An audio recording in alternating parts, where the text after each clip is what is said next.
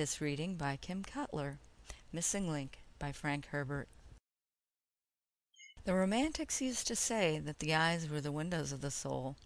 A good alien xenologist might not put it quite so poetically, but he can, if he's sharp, read a lot in the look of an eye. "We ought to scrape this planet clean of every living thing on it," muttered Umbo Stetson, Section Chief of Investigation and Adjustment. Stetson paced the landing control bridge of his scout cruiser. His footsteps grated on a floor that was the rear wall of the bridge during flight. But now the ship rested on its tail fins, all 400 glistening red and black meters of it. The open ports of the bridge looked out on the jungle roof of Gina 3, some 150 meters below. A butter-yellow sun hung above the horizon, perhaps an hour from setting. "Clean as an egg," he barked.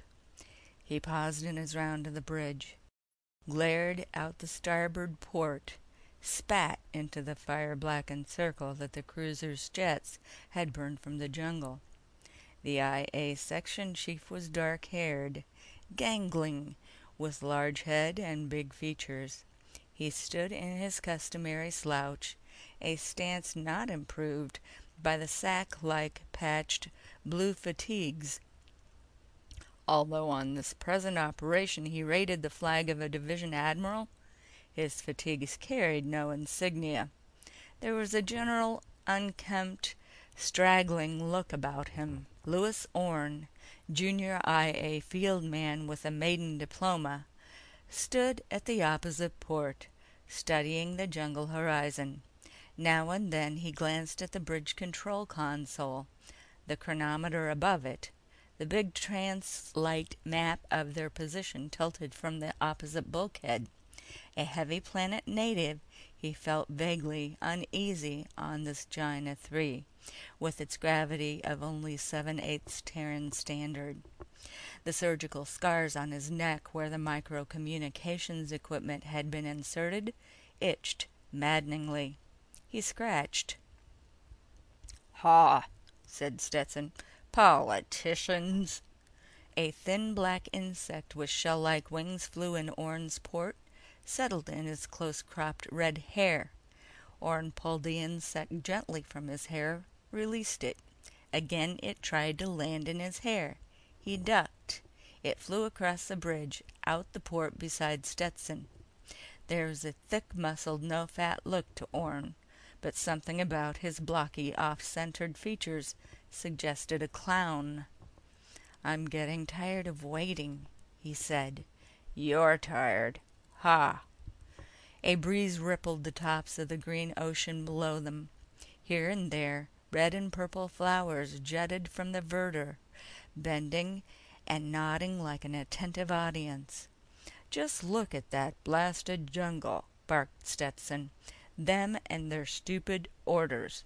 A call bell tinkled on the bridge control console. The red light above the speaker grid began blinking. Stetson shot an angry glance at it. "Yeah, Hal?" "Okay, Stet. Orders just came through. We use Plan C. Comgo says to brief the field man and jet out of here." "Did you ask them about using another field man?" Orne looked up attentively. The speaker said, "Yes. They said we have to use Orne because of the records on the Delphinus." "Well then, will they give us more time to brief him?"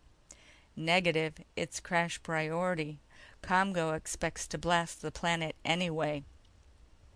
Stetson glared at the grid. "Those fat-headed, lard-bottomed, pig-brained politicians." He took 2 deep breaths, subsided. "Okay. Tell them we'll comply." "One more thing, Stet." "What now?" "I've got a confirmed contact." Instantly, Stetson was poised on the balls of his feet, alert. "Where?" "About 10 kilometers out. Section AAB6. "How many?" "A mob. You want I should count them." No. What are they doing? Making a beeline for us. You better get a move on. Okay. Keep us posted. Right. Stetson looked across at his junior field man. Orn, if you decide you want out of this assignment, you just say the word. I'll back you to the hilt. Why should I want out of my first field assignment? Listen and find out. Stetson crossed over to a tilt locker behind the big translite map, hauled out a white coverall uniform with gold insignia, tossed it to Orn. Get into these while I brief you on the map.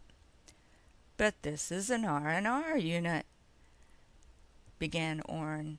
Get that uniform on your ugly frame. Yes, sir, Admiral Stetson, sir. Right away, sir. But I thought I was through with the old rediscovery and re-education when you drafted me off the Hamel into the IA. Sir. He began changing from the IA blue to the R&R white. Almost as an afterthought, he said, Sir. A wolfish grin cracked Stetson's big features. I'm so happy you have the proper attitude of subservience toward authority. Orn zipped up the coverall uniform. Oh, yes, sir. Sir. Okay, Orn, pay attention. Stetson gestured at the map with its green superimposed grid squares. Here we are. Here's that city we flew over on our way down.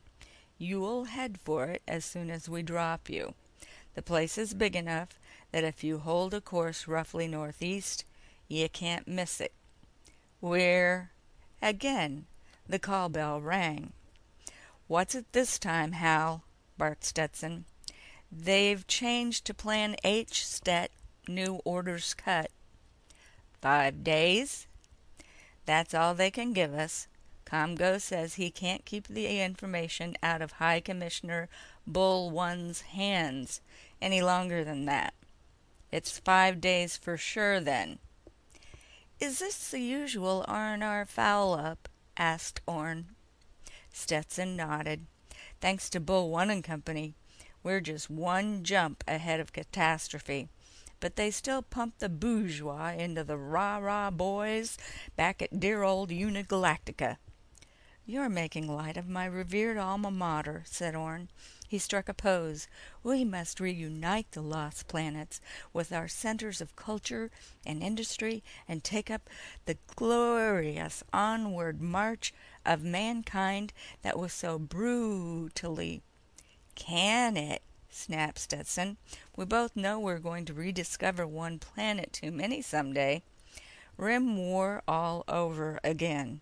But this is a different breed of fish. It's not, repeat, not a rediscovery. Orn sobered. Alien? Yes. ALIEN. A never-before contacted culture. That language you were force-fed on the way over, that's an alien language. It's not complete. All we have off the minis. And we excluded data on the natives because we've been hoping to dump this project and nobody the wiser. Holy mazoo. 26 days ago, an IA search ship came through here. Had a routine mini sneaker look at the place. When he combed in his net of sneakers to check the tapes and films, lo and behold, he had a little stranger. One of theirs? No, it was a mini off the Delphinus rediscovery.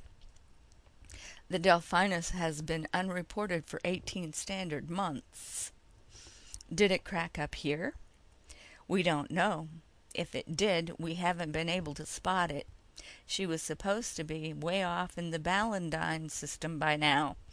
But we've something else on our minds. It's the one item that makes me want to blot out this place and run home with my tail between my legs. We've, Again the call bell chimed. Now what? Roared Stetson into the speaker. I've got a mini over that mob, Stet. They're talking about us.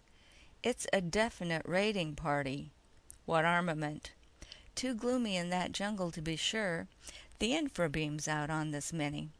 Looks like hard pellet rifles of some kind. Might even be off the Delphinus. Can you get closer? Wouldn't do any good. No light down there. And they're moving up fast. Keep an eye on them, but don't ignore the other sectors, said Stetson. You think I was born yesterday? Barked the voice from the grid. The contact broke off with an angry sound. One thing I like about the IA, said Stetson, it collects such even-tempered types. He looked at the white uniform on Orne, wiped a hand across his mouth as though he'd tasted something dirty. Why am I wearing this thing? Asked Orne. Disguise. But there's no mustache. Stetson smiled without humor. That's one of IA's answers to those fat keistered politicians. We're setting up our own search system to find the planets before they do. We've managed to put spies in key places at R&R.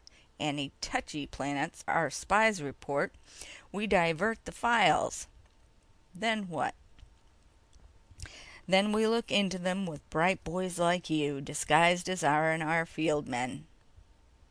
Goody, goody. And what happens if R&R stumbles on to me while I'm down there playing patty cake? We disown you. But you said an IA ship found this joint. It did. And then one of our spies in R&R intercepted a routine request for an agent instructor to be assigned here with full equipment. Request signed by a first contact officer named Distan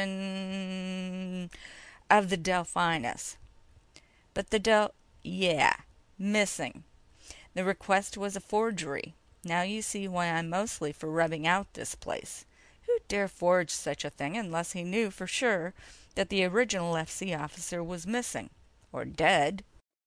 What the jumped up mazoo are we doing here, Stet? Asked Orne. Alien calls for full contact team with all the... It calls for one planet buster bomb. Buster in 5 days. Unless you give them a white bill in the meantime. High Commissioner Bullone will have word of this planet by then. If Gina 3 still exists in 5 days, can't you imagine the fun the politicians will have? Mamma mia! We want this planet cleared for contact or dead before then. I don't like this, Stet. You don't like it. Look, said Orne, there must be another way. Why, when we teamed up with the Alerinoids, we gained 500 years in the physical sciences alone. Not to mention the Alerinoids didn't knock over one of our survey ships first. What if the Delphinus just crashed here, and the locals picked up the pieces? That's what you're going in to find out, Orne. But answer me this. If they do have the Delphinus, how long before a tool-using race could be a threat to the galaxy? I saw that city they built, Stet. They could be dug in within 6 months, and there'd be no... Yeah. Orne shook his head. But think of it. 2 civilizations that matured along different lines. Think of all the different ways we'd approach the same problems. The lever that'd give us for... You sound like a unigalactical lecture. Are you through marching arm in arm into the misty future? Orne took a breath. Why is a freshman like me being tossed into this dish? You'd still be on the Delphinus master list as an R&R field man. That's important if you're masquerading. Am I the only one? I know I'm a recent convert, but... You want out? I didn't say that. I just want to know why I'm... Because the big domes fed a set of requirements into their iron monsters. Your card popped out. They were looking for somebody capable, dependable, and expendable. Hey, that's why I'm down here briefing you instead of sitting back on a flagship. I got you into the IA. Now you listen carefully. If you push the panic button on this one without cause, I will personally flay you alive. We both know the advantages of an alien contact, but if you get into a hot spot and call for help, I'll dive this cruiser into that city to get you out." Orn swallowed. "Thanks, Stet. We're going to take up a tight orbit. Out beyond us will be 5 transports full of IA Marines and a Class 9 monitor with 1 planet buster. You're calling the shots, God help you. First, we want to know if they have the Delphinus, and if so, where it is. Next, we want to know just how warlike these goons are. Can we control them if they're bloodthirsty? What's their potential? In 5 days? Not a second more. What do we know about them? Not much. They look something like an ancient Terran chimpanzee, only with blue fur. Face is hairless, pink-skinned. Stetson snapped a switch. The translate map became a screen with a figure frozen on it. Like that. This is life-size. "Looks like the missing link they've always hunted for," said Orn. "Yeah, but you've got a different kind of missing link." "Vertical slit pupils in their eyes," said Orn. He studied the figure. It had been caught from the front by a mini sneaker camera. About 5 feet tall. The stance was slightly bent forward. Long arms. 2 vertical nose slits. A flat, lipless mouth. Receding chin. 4 fingered hands. It wore a wide belt from which dangled neat pouches and what looked like tools, although their use was obscure. There appeared to be the tip of a tail protruding from behind one of the squat legs. Behind the creature towered the fairy spires of the city they'd observed from the air. "Tails?" asked Orn. "Yeah, they're arboreal. Not a road on the whole planet we can find, but there are lots of vine lanes through the jungles." Stetson's face hardened. "Match that with a city as advanced as that one." "Slave culture? Probably." "How many cities have they?" "We found 2. This one and another one on the other side of the planet. But the other one's a ruin." "A ruin? Why?" "You tell us. Lots of mysteries here." "What's the planet like?" "Mostly jungle. There are polar oceans, lakes and rivers. One low mountain chain follows the equatorial belt, about 2/3 around the planet. But only 2 cities. Are you sure?" "Reasonably so. It'd be pretty hard to miss something the size of that thing we flew over. It must be 50 kilometers long and at least 10 wide. Swarming with these creatures, too. We've got a zone count estimate that places the city's population at over 30 million. Whee-ew! Those are tall buildings, too." "We don't know much about this place, Orn, and unless you bring them into the fold, there'll be nothing but ashes for our archaeologists to pick over." "Seems a dirty shame." "I agree, but—" The call bell jangled. Stetson's voice sounded tired. "Yeah, Hal. That mob's only about 5 kilometers out, Stet. We got Orn's gear outside on the disguised air sled." "We'll be right down." "Why a disguised sled?" asked Orn. "If they think it's a ground buggy, they might get careless when you most need an advantage. We could always scoop you out of the air, you know." "What are my chances on this one, Stet?" Stetson shrugged. "I'm afraid they're slim. These goons probably have the Delphinus. And they want you just long enough to get your equipment and everything you know." "Rough as that, eh?" "According to our best guess. If you're not out in 5 days, we blast." Orn cleared his throat. "Want out?" asked Stetson. "No. Use the back door rule, son. Always leave yourself a way out. Now let's check that equipment the surgeons put in your neck." Stetson put a hand to his throat. His mouth remained closed, but there was a surf-hissing voice in Orn's ears. "You read me?" "Sure I can." "No," hissed the voice. "Touch the mic contact. Keep your mouth closed. Just use your speaking muscles without speaking." Orn obeyed. "Okay," said Stetson. "You come in loud and clear." I ought to. I'm right on top of you. There'll be a relay ship over you all the time, said Stetson. Now, when you're not touching that mic contact, this rig, I'll feed us what you say and everything that goes on around you, too. We'll monitor everything. Got that? Yes. Stetson held out his right hand. Good luck. I meant that about diving in for you. Just say the word. I know the word, too, said Orne. Help. Gray mud floor and gloomy aisles between monstrous bluish tree trunks. That was the jungle. Only the barest weak glimmering of sunlight penetrated to the mud. The disguised sled, its paragrav units turned off, lurched and skidded around buttress roots. Its headlights swung in wild arcs across the trunks and down the mud. Aerial creepers, great looping vines of them, swung down from the towering forest ceiling. A steady drip of condensation spattered the windshield, forcing Orne to use the wipers. In the bucket seat of the sled's cab, Orne fought the controls. He was plagued by the vague slow-motion floating sensation that a heavy planet native always feels in lighter gravity. It gave him an unhappy stomach.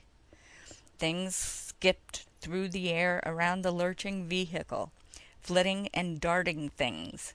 Insects came in twin cones, siphoned toward the headlights. There was an endless chittering, whistling, talking in the gloom beyond the lights. Stetson's voice hissed suddenly through the surgically implanted speaker. How's it look? Alien. Any sign of that mob? Negative. Okay, we're taking off. Behind Orne there came a deep rumbling roar that receded as the scout cruiser climbed its jets. All other sounds hung suspended in the after-silence, then resumed. The strongest first, and then the weakest. A heavy object suddenly arced through the headlights, swinging on a vine. It disappeared behind a tree. Another. Ghostly shadows with vine pendulums on both sides. Something banged down heavily onto the hood of the sled. Orne braked to a creaking stop that shifted the load behind him. Found himself staring through the windshield at a native of Gina 3. This native crouched on the hood, a Mark 20 exploding pellet rifle in his right hand directed at Orne's head. In the abrupt shock of meeting, Orne recognized the weapon, standard issue to the Marine Guards on all R&R survey ships. The native appeared the twin of the one Orne had seen on the translite screen. The four-fingered hand looked extremely capable around the stock of the Mark 20. Slowly, Orne put a hand to his throat, pressed the contact button. He moved his speaking muscles. Just made contact with the mob? One on the hood now has one of our Mark 20 rifles aimed at my head. The surf hissing of Stetson's voice came through the hidden speaker. Want us to come back? Negative. Stand by. He looks cautious rather than hostile. Orne held up his right hand, palm out. He had a second thought. Held up his left hand too. Universal symbol of peaceful intentions. Empty hands. The gun muzzle lowered slightly. Orne called into his mind the language that had been hypno-forced into him. Ochiro? No, that meant the people. Ah, and he had the heavy fricative greeting sound. "Fuori, grazie," he said. The native shifted to the left, answered in pure, unaccented high Galactese. "Who are you?" Orne fought down a sudden panic. The lipless mouth had looked so odd, forming the familiar words. Stetson's voice hissed. "Is that the native speaking Galactese?" Orne touched his throat. "You heard him." He dropped his hand, said, "I am Louis Orne of Rediscovery and Reeducation. I was sent here at the request of the first contact officer on the Delphinus Rediscovery." "Where is your ship?" demanded the Ginan. It put me down and left. Why? It was behind schedule for another appointment. Out of the corners of his eyes, Orne saw more shadows dropping to the mud around him. The sled shifted as someone climbed onto the load behind the cab. The someone scuttled agilely for a moment. The native climbed down to the cab's side step, opened the door. The rifle was held at the ready. Again the lipless mouth formed Galactese words. What do you carry in this vehicle? The equipment every R&R field man uses to help the people of a rediscovered planet improve themselves. Orne nodded at the rifle. Would you mind pointing that weapon some other direction? It makes me nervous. The gun muzzle remained unwaveringly on Orne's middle. The native's mouth opened, revealing long canines. Do we not look strange to you? I take it there's been a heavy mutational variation in the humanoid norm on this planet, said Orne. What is it? Hard radiation? No answer.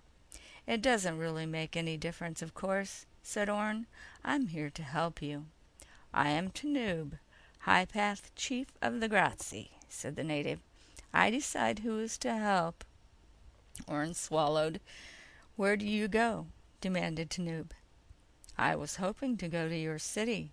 Is it permitted? A long pause while the vertical slit pupils of Tanub's eyes expanded and contracted. It is permitted. Stetson's voice came through the hidden speaker. All bets off.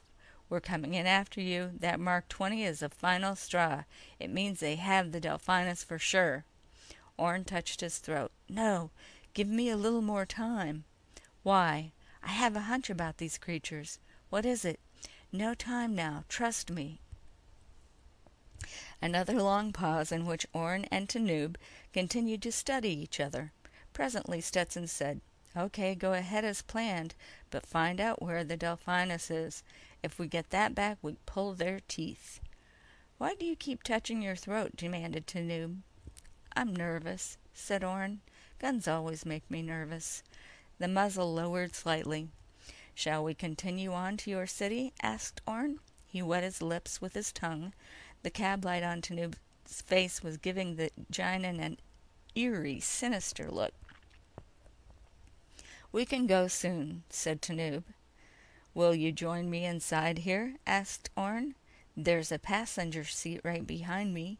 Tanub's eyes moved, cat-like. Right? Left? Yes. He turned, barked an order to the jungle gloom, then climbed in behind Orne. When do we go? Asked Orne. The great sun will be down soon, said Tanub. We can continue as soon as Chiranachuruso rises. Chiranachuruso? Our satellite, our moon, said Tanub. It's a beautiful word, said Orne. Chiranachuruso. In our tongue, it means the limb of victory, said Tanub. By its light, we will continue. Orne turned, looked back at Tanub. Do you mean to tell me that you can see by what light gets down here through those trees? Can you not see? Asked Tanub. Not without the headlights. Our eyes differ, said Tanub. He bent toward Orne, peered. The vertical slit pupils of his eyes expanded and contracted. You are the same as the others. Oh, on the Delphinus? Pause. Yes. Presently, a greater gloom came over the jungle, bringing a sudden stillness to the wildlife. There was a chittering commotion from the natives in the trees around the sled. Tanub shifted behind Orne. We may go now, he said, slowly, to stay behind my scouts. Right. Orne eased the sled forward around an obstructing root. Silence while they crawled ahead. Around them, shapes flung themselves from vine to vine. I admired your city from the air, said Orne. It is very beautiful. Yes, said Tanub. Why did you land so far from it? We didn't want to come down where we might destroy anything. There is nothing to destroy in the jungle, said Tanub. Why do you have such a big city? Asked Orne. Silence. I said, why do you... You are ignorant of our ways, said Tanub. Therefore I forgive you. The city is for our race. We must breed and be born in the sunlight. Once, long ago, we used crude platforms on the tops of trees. Now only the wild ones do this. Stetson's voice hissed in Orrin's ears. Easy on the sex line, boy. That's always touchy. These creatures are oviparous. Sex glands are apparently hidden in that long fur behind where their chins ought to be. Who controls the breeding sites controls our world, said Tanub. Once there was another city. We destroyed it. Are there many wild ones? Asked Orrin. Fewer each year, said Tanub. That's how they get their slaves, hissed Stetson. You speak excellent Galactese, said Orrin. The High-Path Chief commanded the best teacher, said Tanub. Do you too know many things, Orrin? That is why I was sent here, said Orrin. Are there many planets to teach? Asked Tanub. Very many, said Orrin. Your city. I saw very tall buildings. Of what do you build them? In your tongue, glass, said Tanub. The engineers of the Delphinus said it was impossible. As you saw, they were wrong. A glass-blowing culture, hissed Stetson. That'd explain a lot of things. Slowly the disguised sleds crept through the jungle. Once, a scout swooped down into the headlights and waved. Orrin stopped on Tanub's order, and they waited almost 10 minutes before proceeding. Wild ones? Asked Orrin. Perhaps, said Tanub. A glowing of many lights grew visible through the giant tree trunks. It grew brighter as the sled crept through the last of the jungle, emerged in cleared land at the edge of the city. Orrin stared upward in awe. The city fluted and spiraled into the moonlit sky. It was a fragile-appearing lacery of bridges, winking dots of light. The bridges wove back and forth from building to building until the entire visible network appeared to be one gigantic, dew-glittering web. All that with glass, murmured Orrin. What's happening? Hissed Stetson.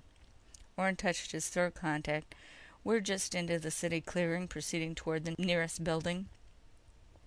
This is far enough, said Tanub. Orrin stopped the sled.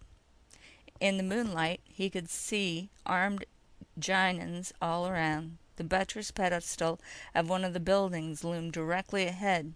It looked taller than had the scout cruiser in its jungle landing circle. Tanub leaned closer to Orrin's shoulder. We have not deceived you, have we, Orrin? Huh? What do you mean? You have recognized that we are not mutated members of your race. Orrin swallowed. Into his ears came Stetson's voice. Better admit it. That's true, said Orrin. I like you, Orrin, said Tanub. You shall be one of my slaves. You will teach me many things. How did you capture the Delphinus? Asked Orrin. You know that too? You have one of their rifles, said Orrin. Your race is no match for us, Orrin. In cunning, in strength, in prowess of the mind. Your ship landed to repair its tubes. Very inferior ceramics in those tubes. Orrin turned, looked at Tanub in the dim glow of the cab light. Have you heard about the IA, Tanub? IA? What is that? There was a wary tenseness in the giant's figure. His mouth opened to reveal the long canines. You took the Delphinus by treachery? Asked Orrin. They were simple fools, said Tanub. We are smaller, thus they thought us weaker. The Mark 20's muzzle came round to center on Orrin's stomach. You have not answered my question. What is the IA? I am of the IA, said Orrin. Where have you hidden the Delphinus? In the place that suits us best, said Tanub. In all our history, there has never been a better place. What do you plan to do with it? Asked Orrin. Within a year, we will have a copy with our own improvements. After that, you intend to start a war? Asked Orrin. In the jungle, The strong slay the weak until only the strong remain, said Tanub. And then the strong prey upon each other, asked Orne. That is a quibble for women, said Tanub. It's too bad you feel that way, said Orne. When two cultures meet like this, they tend to help each other. What have you done with the crew of the Delphinus? They are slaves, said Tanub, those who still live.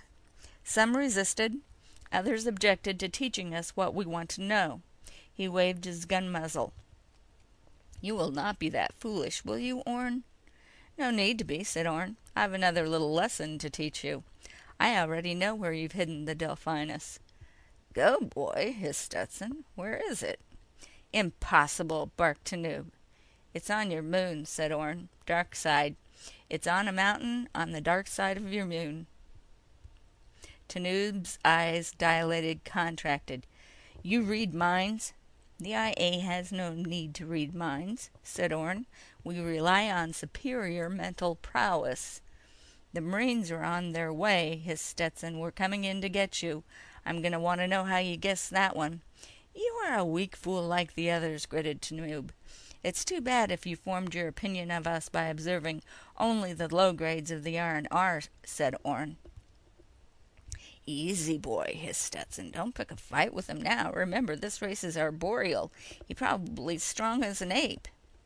I could kill you where you sit, grated Tanub. You write finish for your entire planet if you do, said Orne. I'm not alone. There are others listening to every word we say. There's a ship overhead that could split open your planet with one bomb, wash it with molten rock. It would run like the glass you use for your buildings. You are lying. We'll make you an offer, said Orne. We don't really want to exterminate you. We'll give you limited membership in the Galactic Federation until you prove you're no menace to us. Keep talking, hissed Stetson. Keep him interested. You dare insult me, growled Tanub. You'd better believe me, said Orne. Stetson's voice interrupted him. Got it, Orne. They caught the Delphinus on the ground right where you said it'd be. Blew the tubes off it. Marines now mopping up. It's like this, said Orne. We already have recaptured the Delphinus. Tanub's eyes went instinctively skyward. Except for the captured armament you still hold, you obviously don't have the weapons to meet us, continued Orne. Otherwise you wouldn't be carrying that rifle off the Delphinus. If you speak the truth, then we shall die bravely, said Tanub. No need for you to die, said Orne. Better to die than be slaves, said Tanub. We don't need that, Orne. I cannot take the chance that you are lying, said Tanub. I must kill you now. Orne's foot rested on the air sled control pedal. He depressed it.